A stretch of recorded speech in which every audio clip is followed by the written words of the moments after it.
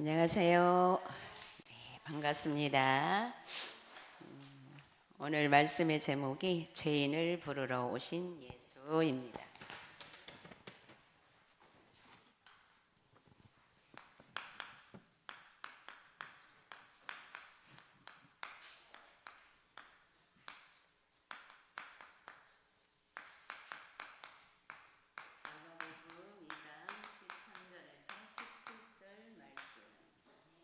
예수님이 이 땅에 오신 것은 죄인을 부르러 오셨다고 했습니다. 오늘 본문 말씀을 보니까 16절에 15절에 그의 집에 앉아 잡수실 때에 많은 세리와 죄인들이 예수와 그의 제자들과 함께 앉았으니 이는 그러한 사람들이 많이 있어서 예수를 따름이라 그랬습니다. 바리새인의 서기관들이 예수께 죄인 및 세리들과 함께 잡수시는 것을 보고 그의 제자들에게 이르러 어찌하여 세리 및 죄인들과 함께 먹는가? 왜 예수님이 죄인들하고 그렇게 한 상에 앉아서 음식을 먹는가에 대한 의구심을 말한 거죠. 그러니까 예수님께서 나는 의인을 부르러 온 것이 아니라 죄인을 부르러 왔다 그랬습니다. 그렇다면 우리는 의인은 예수님 앞에 나올 필요가 없겠죠. 그러면 예수님 앞에 올 필요 없는 사람은 누구일까요? 예수님 앞에 올 필요가 없는 사람, 죄가 없는 사람이겠죠? 근데 죄가 없는 사람이 있을까요? 없기 때문에 모든 만민들이 다 예수님께로 와야 된다라는 거죠. 그래서 건강한 사람은 그랬어요. 건강한 사람은 의사가 필요가 없다. 의사 필요가 없다. 그러면서 예수님이 뭐라고 했어요? 내가 몸이 불편한 자를 치유하러 왔다. 이렇게 말씀하시지 않고 뭐라고 했어요? 죄인을 부르러 왔다. 지난번에 그 중풍병자를 낫게 하실 때도 내 죄 사함을 받았노라 이렇게 말씀하셨잖아요. 그렇다면 사실은 우리가 죄가 있으면 우리 모두 죄이기 때문에 죄는 어떻게 보면 병하고 연결이 되는 거예요. 지금 건강한데요? 그러면 우리가 지금 건강하기 때문에 예수님 앞에 올 필요가 없나요? 육신이 건강한 사람 예수님 앞에 아니에요. 왜냐하면 우리는 죄로 인해서 이미 우리 속에 육신도 건강해 보여도 다 병의 요지가 잠재되어 있을 뿐이에요. 병 없는 사람이 없거든요. 다 죄와 병은 연결되어 있기 때문에 그러다가 그게 쌓여서 나타날 때는 갑자기 병이 생긴 것처럼 우리가 느끼잖아요. 그러니까 어떻게 돼요? 우리 모든 사람들이 병이 딱 이거 뭐지? 우리 믿는 사람들은 내가 왜 이런 병이 생겼지? 내가 뭐 잘못했나?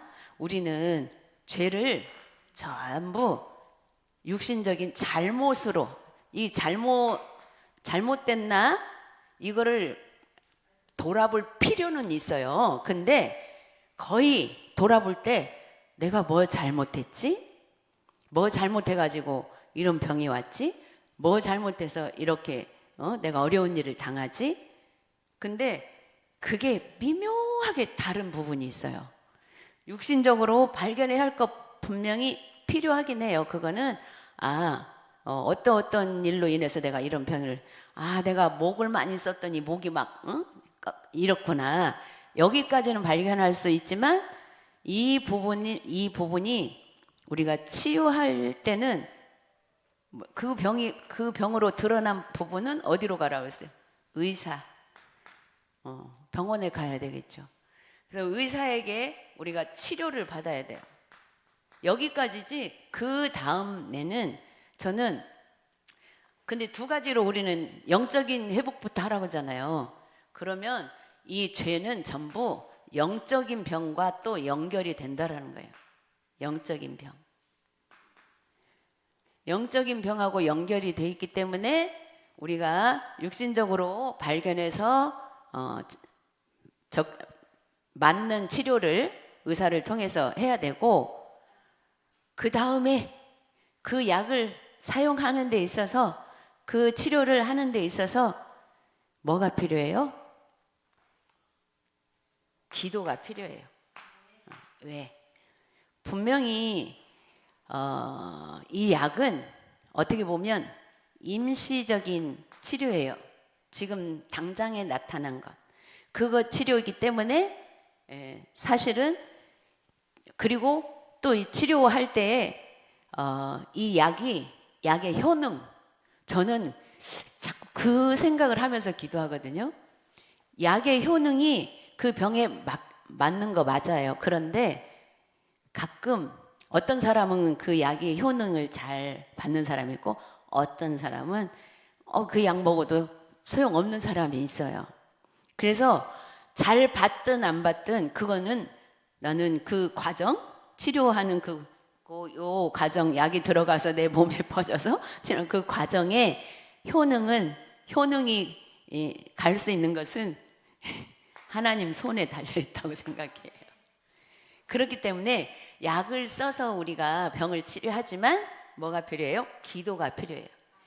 이 기도와 함께 해야 우리가 이게 영적인 병도 일단 영적인 병도 치유되고 육신적인 것도 치유되고 이렇게 되기 때문에 그렇습니다. 그래서 우리는 아프지 않은 사람이 하나도 없어요. 그래서 일단 드러나기 전에는 우리가 병원에 갈 필요가 없겠죠. 이 병이 드러났을 때는 물론 병원에 가서 치료를 받아야 되고, 또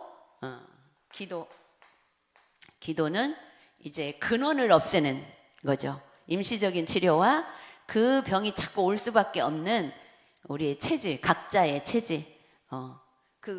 그래서 그 근원까지 치유가 되기 위해서는 약과 우리가 기도와 이걸 같이 해야 된다는 거죠. 그래서 영적인 회복과 육신적인 회복, 이거는 어떤 것이 먼저다 할 수 없을 만큼 연결이 되어 있는 겁니다. 그래서 죄인을 부르러 온 예수님께서는 영육을 다 치료해 주셨죠. 그래서 우리 첫 번째로 모든 사건을 볼 때 사실부터 파악해야 된다. 사건을 볼 때 사실부터. 이게 어디서부터 왔는지, 이 사실은 현실 사실이 있고 영적인 사실이 있어요. 두 가지로 봐야 돼요. 그렇기 때문에 아까 두 가지로 이렇게 볼 수 있는 거잖아요. 이게 뭐든지. 그래서 좀 뭐 실수로 된 거나 그닥 깊은 병 아닌 거는 그냥 그 상태 보고 치료 받으면 되기는 해요. 그러나 기도하면서 하면은 같이 영과 육이 함께 치유되기 때문에. 첫 번째로 원래부터 세 가지 불변한 것이 있다 그랬어요. 원래부터 불변은 왜요? 변하지 않는 것이 있다는 거죠. 첫 번째, 개혁되어야 할 기존 세력은 언제든지 틀리면 여론을 조성한다. 여론 조성. 오늘 이 여론 조성이 되게 위험한 게 뭐냐면, 일단은 아닌 것도 기다라고 막 여론이 가버리면 긴 것이 되는 거예요. 요즘에는 어떤 것이 진짜고 어떤 것이 가짜인 줄을 모를 정도로 막 어떤 거 때로는 너무 가짜가 진짜 같이 그래서 진짜는 이게 가려져 버리고, 그래서 혼란스럽게 만드는 거 있잖아요. 근데 우리가 복음의 눈으로 바라보면 정확하게 하나님이 주시는 지혜가 있습니다. 보는 게 있습니다. 복음적으로 바라보는 것이 영적인 사실을까지 볼 수 있어야 되는 거죠. 그리고 일반 대중은 거의 생각 없이 무식하게 동조한다. 일반 대중. 그냥 누가 센 사람이 말하면 그냥 무조건 동조하는 이런 경향. 이런 것들을 우리는 가만히 기도하면서 잘 살펴볼 수 있어야 되는 거 있죠. 세 번째로, 현장에 어려운 자들은 복음을 갈급하게 기다리고 있다. 예. 어려운 자, 이것도 저것도 답이 안 돼서 힘든 사람들 많이 있죠. 두 번째로, 예수님이 어디에서 누구를 제자로 선택하셨는가? 예수님이 누구를 어디에서 선택? 우리는 각자 내가 선택받은 곳이 있어요. 내가 예수를 믿게 된 그 동기나 이런 부분들을 바라볼 때에 저는 그냥 스스로 힘드니까 그리고 좀 솔직히 처음에는 부자 되고 싶어서 돈 좀 많이 있었으면 좋겠더라고요. 그냥 부모님 밑에 살 때는 우리 집도 뭐 그렇게 부자는 아니었지만 우리 부모님이 되게 나를 편하게 해주셔서 어려운 줄을 몰랐어요.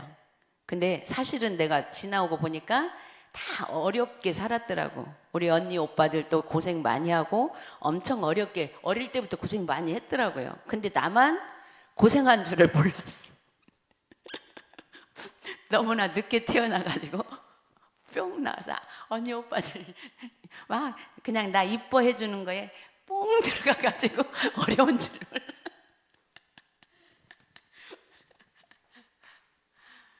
그런데 그런 사람이 너무 약하잖아요. 진짜 약했거든요. 약하니까 결혼해서 이제 살림을 내가 해야 되니까 이제 내 살림이 되다 보니까 그 어려움이 그때부터 막 온 거지. 그러니 너무 감당하기가 힘드니까 그냥 스스로 하나님 조금 학교 다닐 때 좀 우리 성경 공부 조금 했다고 학교에서 성경 공부 가르쳤거든요. 성경 시간이 있었어요. 그거 조금 했다고 내가 하나님을 찾은 거예요. 그런 거기서부터 그러나 하나님은 우리를 창세전부터 택하셨다라는 거지. 세 번째로, 복음이 너무 귀중하기에 바리새인에게 줄 수 없는 것이다. 너무 귀중하기 때문에 모든 만민이 받아야 되는데 바리새인들은 자기 거라고 이렇게 너무 내 거라고 하니까 복음이 들어갈 수가 없는 거죠. 네 번째, 건강한 자에게 의원이 필요 없듯이 예수님은 죄인을 부르러 왔다 그랬습니다. 죄인. 그렇기 때문에 우리는 늘 하나님 앞에서 용서받아서 죄가 없어지긴 했지만 늘 죄인이라는 인식을 갖지 않으면 예수님 앞에, 하나님 앞에 올 필요가 없죠. 그래서 우리는 이 죄인에 대해서 막 죄 지었기 때문에 얼굴도 못 들고 이게 아니라 용서해 주셨기 때문에 떳떳하지만 겸손하게 하나님 앞에 가야 되는 거죠. 두 번째로, 기도응답에 큰 맥을 붙잡고 기도응답을 받아야 된다 그랬습니다. 기도응답이 뭘까? 첫 번째, 이 시대마다 하나님께서 하시는 일의 방법이다 그랬습니다. 하나님의 방법. 기도응답은 하나님의 방법을 알아야 기도응답을 제대로 받을 수가 있습니다. 안 그러면 자꾸 내 생각대로 응답을 받기를 기도하기 때문에 응답이 별로 없는 거 있잖아요. 그래서 하나님의 방법은 무엇일까? 어떤 문제와 사건과 때로는 그런 것들을 왜 하나님이 허락하셨을까? 하나님의 목적과 방법은 예수 그리스도를 통해서 모든 문제를 해결받으라는 그 방법이고, 방법은 예수 그리스도이고, 응답은 하나님의 계획에 맞춰져야 되는 거 있죠. 하나님 계획. 하나님 계획은 뭐예요? 많이 있지만 크게 영혼 구원이에요.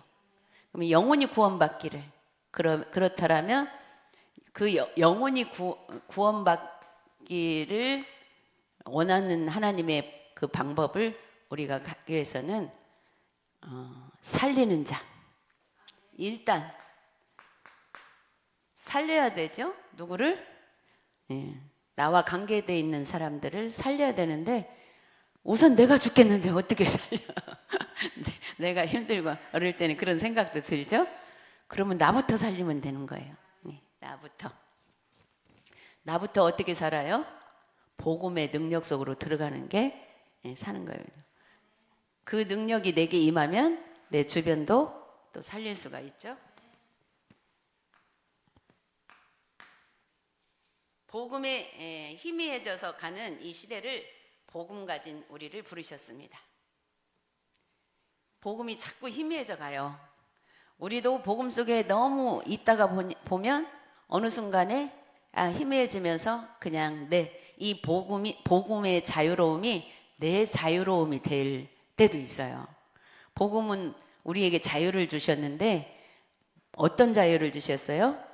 죄에서 자유를 주셨는데 그게 거꾸로 너무 자유를 누리다가 보니까 죄 속에 너 편안히 들어가면서 죄인 줄을 모르는 이럴 때가 있습니다. 그래서 이런 부분들을 우리가 말씀을 통해서 돌아볼 필요가 있겠죠. 하나님께서는 이 복음을 얼마나 귀하게 보시는지 알아야 합니다. 하나님이 진짜 복음을 귀하게, 그렇다면 복음 가진 자들을 우리가 귀하게 여겨야 됩니다. 그리고 지금도 우리를 성경에 있는 대로 믿어야 하고 전해야 된다. 우리 성경대로 믿어야 되는 거 있죠. 성경대로 믿어야 되는데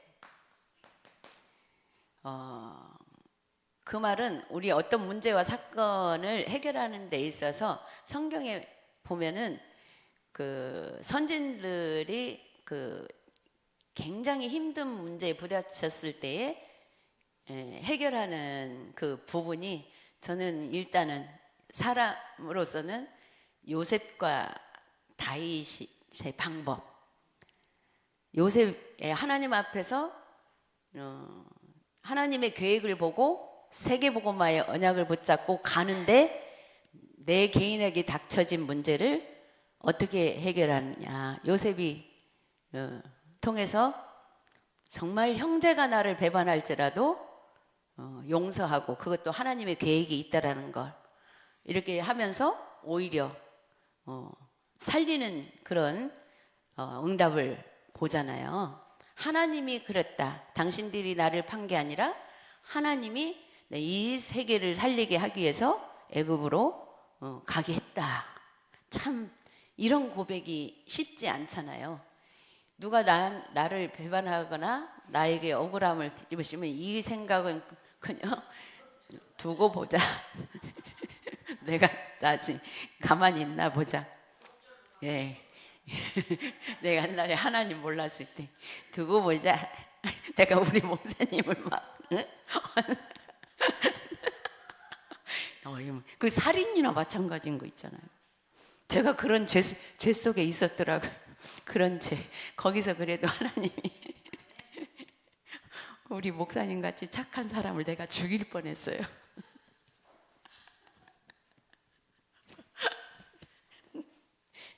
죄송합니다.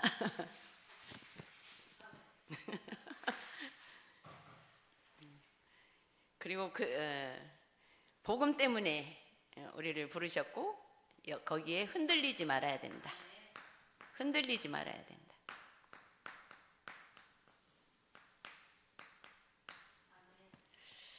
세 번째로 선택을 바로 해야 된다 그랬습니다. 선택을.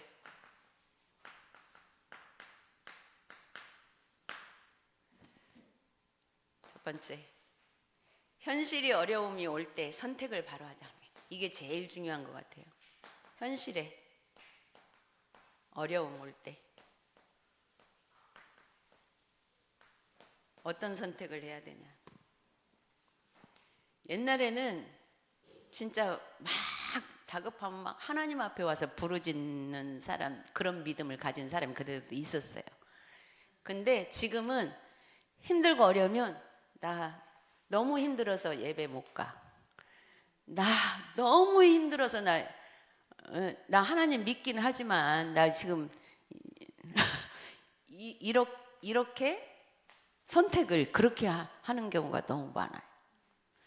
그게 현 시대의 영적 문제에 진짜 심각한 문제인 것 같아요. 그게 가장 심각한 건데 그걸 심각하게 생각이 안 들어올 만큼 내가 좀 어느 정도 편안해져야 하나님도 찾고 내가 어느 정도 조금 뭔가 돼야 하나님을 찾고 이게 자연스럽게 이 현 시대 영적 시대가 지금 그렇게 돼가는 속에서 그래서 마지막 때가 거의 다가오고 마지막 때는 예수 그리스도께서 다시 오실 날이 다가올 때 뭐라고 했냐면 너희가 참 믿는 자를 보겠느냐 그랬어요.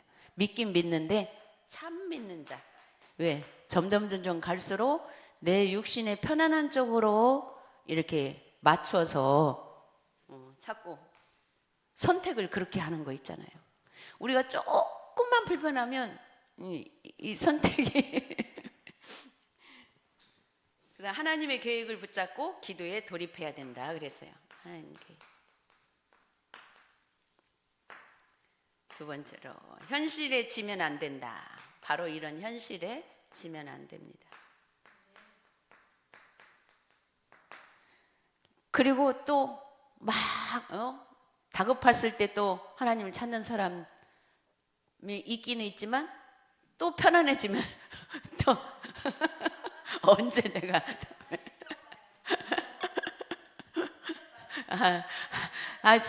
지금은 조금 하나님 별로 필요 없는 것 같아. 나 조금만 또 다시 어려워지면 갈게요. 우리가 이런 부분들이 되지 않도록 사실은 또 결단하고 기도해야 되겠죠. 시대마다 멸망 직전에는 이런 일들이 있었습니다. 그래서 참 복음을 받은 자는 멸망받을 수 없다는 사실. 절대로 멸망은 안 받습니다. 멸망받지 않습니다. 근데 이 부분에도 많이 쏘는 것 같아요. 나 구원 받았으니까 그래 어쨌건 일단 마음이 주여 그리스도 하나님이 왜 나를 부르셨을까요? 질문을 해봐야 되겠죠. 문제와 사건은 정말 세계복음화를 위해서 하나님이 또 내가 깨달아야 할 부분, 나와 하나님과의 관계에서 깨달아야 할 부분이 있거든요. 또 뭐 다른 사람이 볼 때 너는 그래서 그래 이런 것 때문에가 아니고 정말 내가 하나님과 나와의 관계에서 하나님 앞에서 또 우리가 바라봐야 할 부분, 문제가 없을 때는 없는 대로, 있을 때는 있는 대로 그렇게 일관적으로 하나님 앞에 바라볼 수 있는 방법이 뭐예요? 예배뿐이에요. 어떻게 보면. 그래서 우리 렘넌트들이 정말 이런 중심으로 전달되어지기를 위해서 우리 자신이 먼저 예배의 중요성 이 부분을 우리 어른들이 먼저 각인을 시켜야 되겠죠. 일주일 동안 또 우리가 이 언약 붙잡고 또 응답받는 우리 렘넌트들이 되기 바랍니다. 기도하겠습니다. 하나님 아버지 은혜를 감사합니다. 주님께서 오늘도 우리를 사랑하시고 우리 주님께서는 의인을 부르러 오신 것이 아니라 죄인을 부르러 왔다고 하였습니다. 건강한 자에게는 의사가 필요 없다고 하였는데 우리는 우리 안에 알게 모르게 죄성이 잠재되어 있기 때문에 우리는 늘 영적인 의사가 필요합니다. 그 의사가 그리스도의 이름으로 오셨기 때문에 그 언약을 붙잡고 우리가 문제가 있든 없든 예수 그리스도의 이름의 능력 속에서 인도받게 하여 주옵소서. 그리고 그 인도를 통해서 다른 생명을 살릴 수 있는 하나님의 능력이 임하게 하여 주옵소서. 감사드리며 예수 그리스도의 이름으로 기도드렸습니다. 아멘.